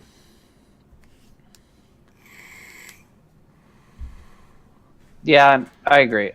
Yeah. I mean, for sure, you drop in the Langley, it's like 1 torpedo, and I never flooded. And I think I had a less of a fire chance than you have in a Conqueror with my Langley. So that's funny. So you're like you're setting fire to your own boat just to get fires. Is that what I'm hearing you? You have a negative fire chance. You're dropping bombs on them, and it's setting yourself on fire. Exactly. That's exactly it. So final thoughts here before we go into the questions, man. I just want to say, guys, it's okay. It's okay. And for the people out there that think that these are terrible, the mechanics of these CVs are terrible, get in there and beat your head up against this wall. Try them out. Drop on them. Drop left. Drop right. Drop from the front. Drop from the back. Learn how to play the islands. Learn your boat. Learn your planes. You didn't get to be Super Purple Unicorn Destroyer player by playing cruisers. You didn't get to be a high-level battleship player by playing destroyers. You've got to play these CVs. For the people that don't understand them, I really don't want to hear you, because you got to go out there and play them and understand the effects of that these things actually have on a game. And the only way to understand what you can get away with and how to counter these things is to play these things and understand the ins and outs of these boats. So get out there and play those carriers. Play them right now while their people are still learning, so you can learn along with them. And you never know, they might click for you. You might be the new femme. You might be the new hotness of carrier CV mains out there. You never know. You might actually enjoy it if you take the time to actually practice these things. So that's all I got to say about that. So let's walk on. You got anything else? No, you've hit the nail on the head. All right, there we go. All right, so upside, I'm really enjoying them. I'm really having a good time. Okay, so I can't ask those because Kami's not here. All right, Elskid says the terms of service says you are not buying the premiums, you are just renting the premiums. Going up to we were talking about the Julius Caesar going to tier 6 earlier today. Totally agree. I mean, if that's what the terms of service say, then that's what that's what the terms of service say. And like I said, I'm not a legal guy, so if there's any legal ramifications, it's out of my hands. So I can't help you boys if y'all are looking for answers there. What do you think of that? No, that's 100% it. It's you know, you don't own anything in the digital realm. Yes. They could turn around and say, okay, guys, we're done. And then they shut the servers down and you will not get that money back. Period.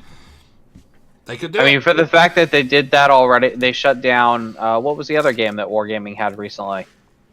They shut down Total War Arena. Yeah, they shut down Total War Arena, and Wargaming actually had the decency to refund all the people that spent money in that game. I didn't get my $50 back. Well, they refunded it to Blooms or something like that. I never got it, but it's okay. I didn't care. I wasn't playing the game anyway. Let's see. Aubrey JC says the toxicity is insane at times, and I hate that I have had over the last few months of being a new player. It's just far and beyond. Yeah, the toxicity. This is going back to just the pure nastiness of what the Reddit is, the pure nastiness of what the community has become right now. And a lot of people, we saw a comment earlier to say we're just kissing their ass, and I'm like, no, this is my honest opinions. They don't pay me any money to tell them my honest opinion, and in fact, I've gone toe to toe with these guys in the Discord. About this is a stupid change. I don't like this change, or I don't like that change. Why are we doing this? Explain why we're doing this.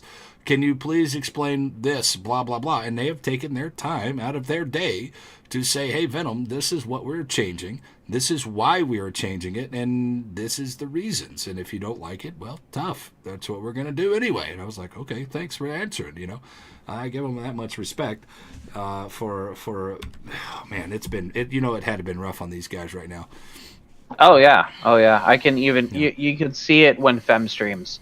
It's taking its toll because there are personal attacks going out against some of these wargaming people, and it's not fair to them. It's really not, especially the NA staff. How is it the NA wargaming staff's fault for this change? All right, now look, it's not.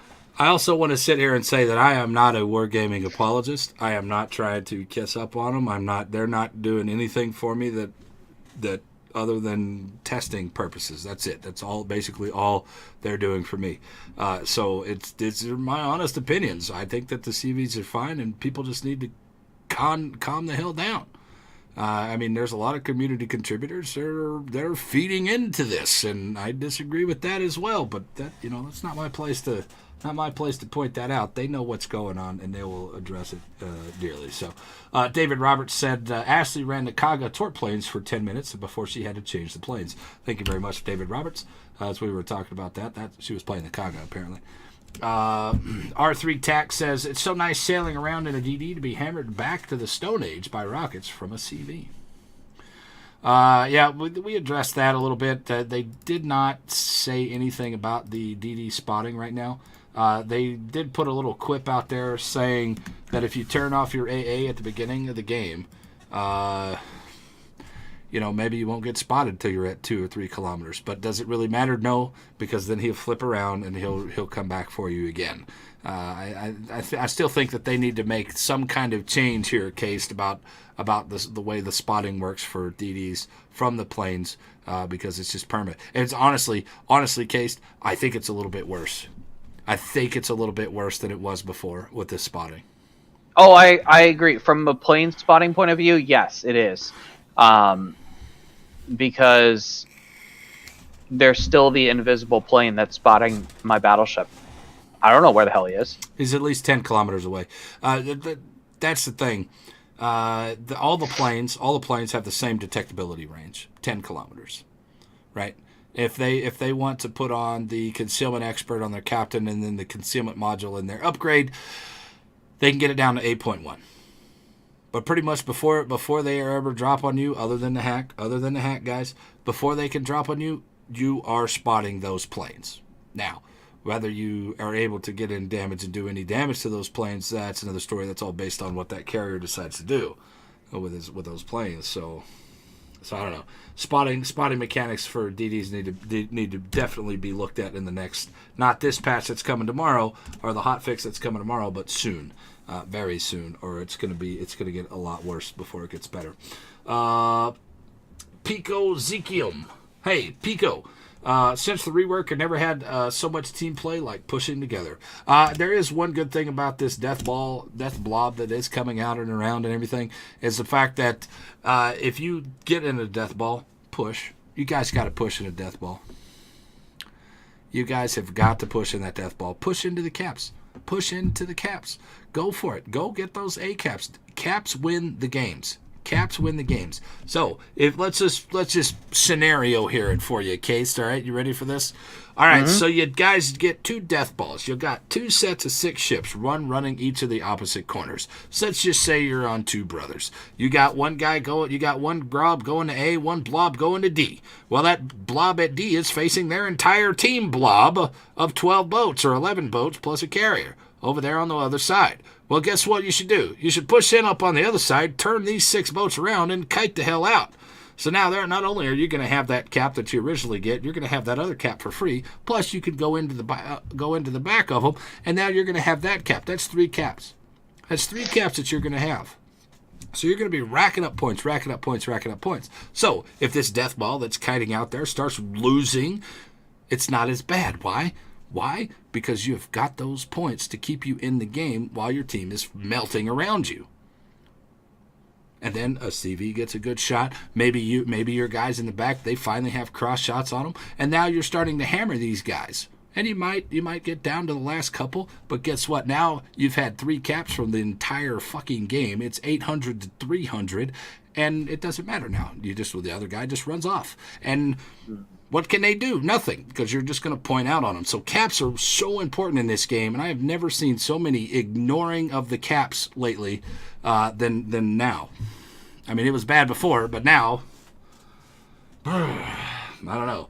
But then again, we're asking a 48% average win rate here across the server to do something. So whatever. There is that. Thank you for that, Revan. Aubrey says, I played an RD all the way through every tech tree in the World of Tanks, and I'm used to the long haul grind in the not so fun roles. I've never played World of Tanks. You ever play RD? I've only played heavy. I've never played tanks. Sorry, guys. I don't know what that is, but the old school CVs were very rough and very hard and not very forgiving at all. Especially if you are a 40% going up against a 50%, and then a 50% going up against a 60%, the skill gaps are so wide. Daddy Tuboku says, how good can a CV be if 4% of the ships make 80% of the players hate playing and want to quit? 4% of the players made them want to quit. Nowadays, I don't know. I would assume with the last week caist, I would assume that that percentage is getting a little bit closer to parity here, to where maybe 15% of people are playing CVs right now. If I wouldn't mind seeing 15 to 20% CV play. I agree with that, and I would. I mean, just looking at it, it's interesting to see, because I would love to know how many people actually followed through on the "I'm quitting." Yeah. Because I sure as heck don't. I mean, how many people are 13,900 people are playing World of Warships right now? That number has not gone down in quite a bit. So 13,000 people. That's more people on the server than before the rework. Yeah. It's more people on the server than before the rework, so it can't all be bad for the game. 502 Bull says, including CVs to start with was a mistake. If it wasn't for CVs, we would. All right, let's just put it this way. Let's take another scenario here. Let's say the game releases without carriers. Where's the carriers? And do you know how I know that it would be exactly that case? Do you know how? The console version. No. Not even that. Not even for the console version. Where's the subs? Where's the subs? Where's the subs? Oh, yeah. How many people are calling for submarines in this game? Now take that away and take carriers away. How many of them same people would be like, oh, we need carriers? It would be a bigger majority of people calling for carriers than subs. Right now, subs were in the game. Subs were in the game. Where's it now? People understood that it wasn't a good thing for this game.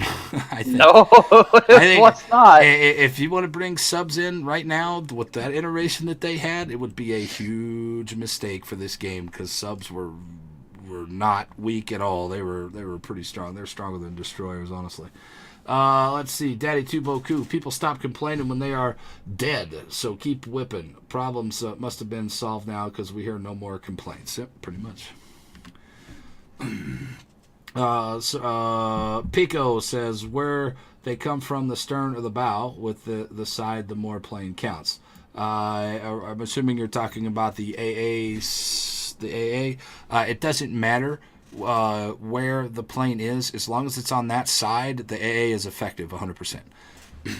So whatever you have left, if it says 100% out there, or it says 80% left on your AA effectiveness, it doesn't matter. As long as they're in that green ball, they're going to get that full 80% or 100%, if it, as it were, on those things there. Revan6 says the different AA zones mean nothing when I can boost right through at 1 to 1.5 meter long range AA window and take minimal damage. You're still taking damage. That's the key. You are still taking some damage. Might not be all of damage, and you might not. I think the biggest issue with people that are having caist with AA, and tell me what you think of this, is the fact that they're not seeing the plane kills.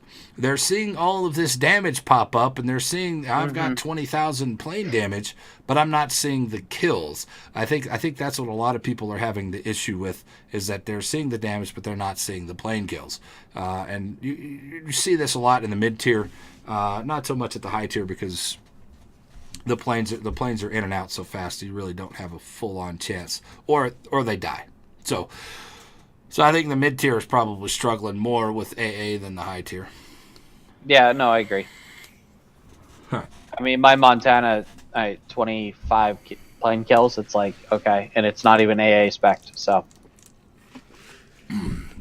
let's move on here to the next one. Pun Time says, I came in late. Was the F key abuse addressed? Yes, it was. The F key abuse now, I'm still not sure if I like this change. But what they said they were going to do, and we'll reiterate it here, is they were going to make it, when you hit that F key, your planes do not get high enough, fast enough to not take damage, right? So, all right, so originally right now, if you push the F key, they immediately go straight up in the air, and you can't touch them with their AA. That's it. That's the way it's working now. Now, it's going to take them longer to get up, so they will be subject to more fire getting up into the air now. Does that make sense? So you will still be able to hit them with your AA. Maybe if they're on their last plane, and then maybe you can actually wipe that squad now. This is a thing. Is it going to be that effective? I don't think so, especially not in the hack or the Kaga when they have 3 sets of bombers out there that they can just go one right after another after another after another. So let's rock it down here. The next one. It does say fixed a bug that caused the sound of shots combat to be played incorrectly in some cases. I thought it meant that bug. We're talking about the Massachusetts bug. What do you think about that Massachusetts bug? irritating as hell. It is. It's very irritating. Yeah. Anyway, it's. I don't know. Let's see. So Coach Whip said the best fix for WoWs is rolling back before 8.0 and stop licking. Why did I even copy pasta that guy? So Coach Whip, I don't know if you're still here. You're probably not because we addressed you a little bit there. It's not going to happen, so get out of your own head and, pull your head out of your butt and go play the game. If you don't like it, then go play it anyway. I don't really care what your opinion is. Don't care. It's not going to get reverted, so quit thinking that. Move on. The first 6 seconds of only cruisers get the vision, and and the cruiser is behind an island, the DD will be safe for about 6 seconds. Yes, it is a 6-second extension on that DD's life before everybody's able to actually smash him in. 6 seconds, what do you think that's enough for the DDs? Yeah, I would rather have it less, but that's just me. Yeah, honestly, I would rather have it less too. But 6 seconds seems like a pretty good start. Seems like a pretty good start. Pico says, I play IJN only, and I play the new CV, but I have not touched the hack era yet because it feels stupid OP. You should play it now because tomorrow it's changing. It's going away. All that torpedo spam is still going to be there a little bit, but not as much. It's not as much, right? Where did you get my cool hat? This hat was a gift from my brother-in-law, as he did not want it anymore, and he was like, "Here, you can have this." And I was like, "I don't really want it, but thanks." And anyway, I took it and I kept it, and I didn't throw it away because it would have been rude. That's the only reason why I have the hat. Swedish Man says, "You've talked about that premium ship kerfuffle. The Julio Caesar might be moved to Tier 6. Yes, we did. We did talk about the G6 or the GC possibly going to Tier 6, and I'm okay, fine. I don't think it's weak. They're upping the armor on it, and I would hopefully I would think that they would change some of the pin mechanics on it to make it effective versus Tier 8s, and some of the dispersion factor, maybe revert the dispersion before the nerf. They hit it probably a couple of months after they first released, as it is very strong at Tier 5, and it is very OP at Tier 5, according to the numbers. So, what are your thoughts? I don't know. I have to see it because I don't think it's going to be up tiered very well. All right. I think it's going to be devastated at Tier 10 or Tier 8. I'm sure. If they do test it, and it's not even in testing yet. It's not even in testing yet, guys. If they do test it and they see that it's too strong or not strong enough, then they won't they won't push it forward. If they do test it and they found that it's actually okay and it's comparable to everything else at Tier 6, if it's comparable to the New Mexico or the Arizona, then they'll push it through. And people are just going to have to deal with that too. Whether they like it or not, it's going to happen. The King says, Sir Venom IK, if you spec into BFT, AFT, manual AA, and both AA modules, you should be able to fend off squads by yourself, ? It all depends on your damage, right? So if you do enough damage, then yeah, you should be able to fend yourself off. It also depends on in the current state. It'll change tomorrow. Guys. In the current state, if it's all on that flak and what kind of hit percentage you have. If you have 80% hit percentage, you're going to do 80 damage. Simple as that. If you throw out the flak, then you're going to take full damage. I mean, there's definite method to the madness here in AA. So just because you're not seeing planes go down, you are getting plane damage. Now, what does that attribute to? Pretty much nothing. When they can just hit the F button, go back, and they're healed up the next time they come out. So, thoughts? That's exactly it. It's you keep pulling the words right out of my mouth. So I'm glad that's the only thing. Dude, what? I don't know. You were going to say that too, right? Guys, if you have any more questions, guys, we only got a few more questions here. Go ahead and type them into the chat now, because once we're done with this, we'll be doing our final farewells for the episode.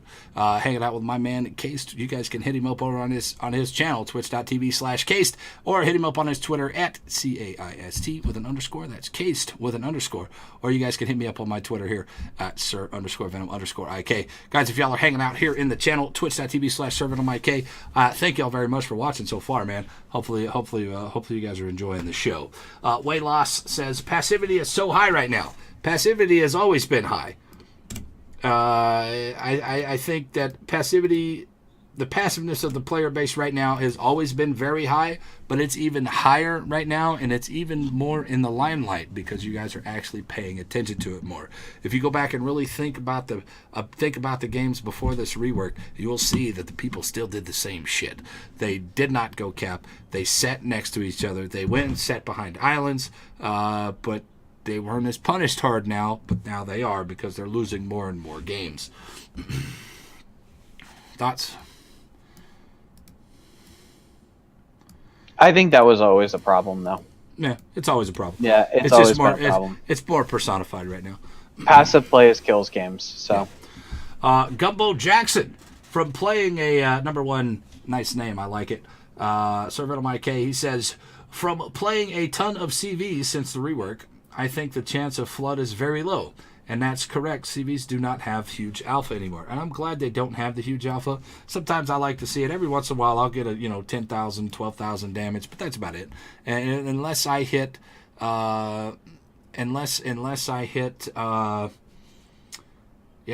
maybe 4 torpedoes on a hit, and even then I'm doing maybe 10,000. I'm still not really devastating these people like I think I should. But in the way that it works, I'm getting more attacks out there, so the potential there is for, in the long run, for more damage. As we can see with the hack getting 500,000. yeah, no, that I agree with. I definitely agree with that. All right. The next question is, we got about 3 more questions here, so we are going to be done. Actually, kind of hitting with that flooding. I mean, flooding is going to be changing anyway. With you're going to be able to have 2 floods on a boat soon. Anyway, flood is. I believe the flooding change is going to affect 8.1 as well. That's from my understanding. I'm not sure if that's true or not, but Shadow Figment says it's not their fault, but they have to accept it being as a staff member. This is a living game, and when people get upset, they are the closest face of wargaming. We're talking about the NA staff taking a brunt of the abuse that's been going on right now, and everybody knows what kind of abuse is happening, which has caused somebody like Sub-Octavian to just step back from Reddit and step back from the forum posts, because he is taking a lot of flack, and there's a lot of nonsense going on, man, and it's terrible, and I feel bad for the guy because he's a nice dude, and he's always been very open with things that they've been working on. So I don't understand it, man. Honestly, the personal attacks are inexcusable. I don't care how emotional you get about talk about the game. Talk about the game. Fine, keep it relegated to the game. When you take it outside of the game confines, then there's no call for it outside of the game confines. Absolutely. If you keep it in the game, fine. Let's have a constructive chat. Let's have a constructive discussion about it, and understand that. Just because you think it should be one way, it's, hey. Let's see. Gumbo Jackson says the Japanese planes have a 6.1 concealment, I'm assuming, with mods and a captain skill. Is it 6.1? I didn't know it got down that low. So hey, I learned something today too. So yeah. So the concealment's pretty ridiculous, right? Yeah, no, I agree with that. So now I understand what you were talking about earlier. Sea Donkey says, can you clarify the special captains from the armory? The skills they have if trained well, and what is that? Is that not a benefit? They come with those skills already trained. All right, so Sidaki, some of the commanders out there have special abilities, and if you spec into that skill, then you will take full effect. I know George Doe or John Doe, they have a expert loader, and you have to spec into that captain skill to get the full effect. With that, you can take a Montana with a 30-second reload or whatever it is at tier 10, and you can get the reload. Fully loaded guns can swap over in 7 seconds instead of the full effect of 30-second reloads. So you have to look and see which one has what and see what boat you would like to put that on. I think Alexander Ovechkin right now for the Americans has survivability expert on it. If I'm right, that's awesome for fucking CV play. Case, think about it, because that survivability expert affects your planes, yeah. Affects your planes, yeah. So there you go. See, Donkey. Hopefully that explained it. Just to get them all, they're all worth it. All worth it to get 19 points, and you can use those interchangeable on whatever boat you decide that you want to use them on. Just choose one, and like I think the Neminsky guys are really good DD captains. I think Ovechkin's a good DD captain. The George Does and stuff are good heavy cruisers and battleship captains. So pick and choose and check out what you got. All right, the last question here. Yo Jimbo the Hut. I like that name too. Do you have an opinion of the Alaska being a Tier 9 cruiser instead of a Tier 10, especially considering its price? $1 million free XP for the Alaska. I think it's fine. I think it's fine at Tier 9. From what I have seen, I have not played it, guys. I have not played it. I was not a community contributor when the Alaska was out for testing, so I have not played it. But from what I've seen and from what I've heard, talking with some of the other ones, talking to guys like B6, a lot of people think it's very weak. So I don't think it has a place at Tier 10. So no, I would have to say no just based on that, and that's a subjective opinion because I have not played it. So there we go. All right, boys. Thank y'all very much for listening, and thank y'all very much for hanging out. Yo, Case, man, my man. I appreciate you coming in and saving my ass tonight. When we have last minute cancellation, we will reschedule with Kami Samurai in the future, and yo,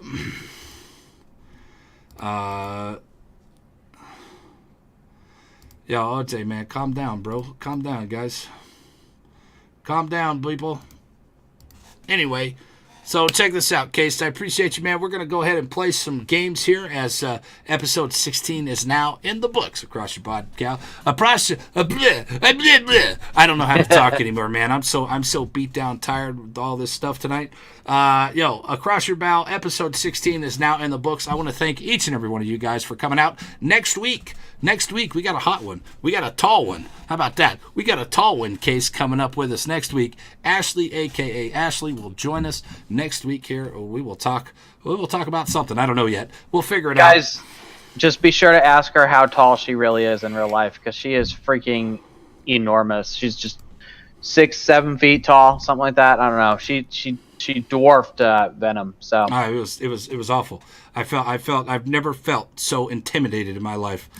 But either way, guys, thank y'all very much for watching. I am Sir Venom IK. You guys can hit me up on the Twitter there at Sir_Venom_IK. You guys can come over here if you guys are on the YouTube, twitch.tv/Sir Venom IK, and you guys can check us out. That man over there is Case. Tell them where they can find you. Twitch.tv/Caist, or follow me on Twitter, caist_. So there you go. If you guys want to continue any of the conversations that we've had tonight, go ahead and hang out. Me and Case are going to go fire up the show, or fire up the normal stream time now, and we're going to go play some games. So if you guys want to continue to talk about CVs or 8.1 and beyond, or maybe any of the news that we talked about today, please feel free. And don't forget, next week it is on the 13th next week. Ashley, a.k.a. Ashley, will join us, and we will talk about the second change of the CV rework coming up on 8.0.1 that comes up tomorrow. So there you go. I love you. Thank you guys very much for hanging out. I am Sir Venom. He is my man Caist. We are out of here, boys. Peace.